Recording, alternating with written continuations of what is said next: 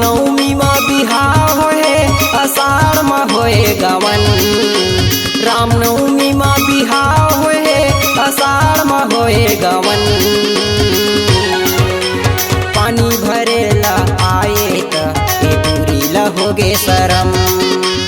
पानी भरेला आए त ए पूरी लहोगे शरम। रामनवमी मा बिहाव होए आषाढ़ मा होए गवन। रामनवमी मा बिहाव होए आषाढ़ मा होए गवन। पानी भरेला आए त ए पूरी लहोगे शरम।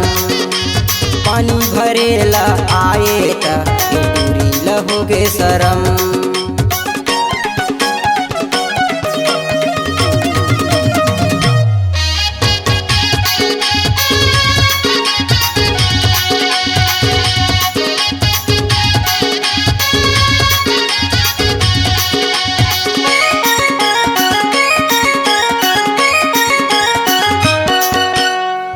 साड़ी उल्टा पल्ला होठ मा लगाए है लाली। नाक में पहिने नथनी कान में सोनहा बाली।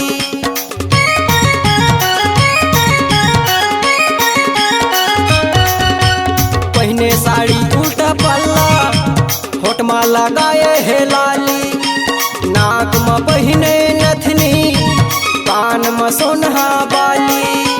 पातर कनिहा लिच लिच करथे। पातर कनिहा लिच लिच करथे। एखर देवर ला होगे भरम।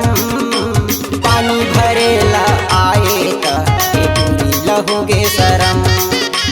पानी भरेला आए त ए पूरी लहोगे शरम।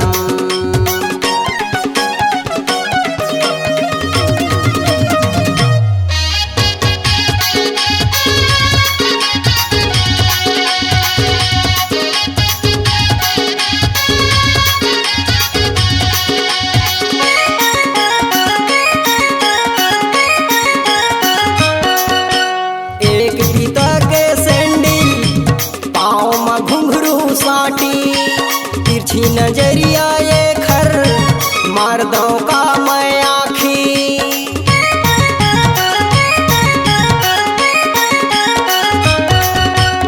एक पिता के सैंडल पाँव में घुंघरू साटी। तिरछी नजरिया ये खर मार दो का मैं आँखी। काकर करम माँ बाई हो ये है। काकर करम माँ बाई होए है। अरे फुट गे हमर करम।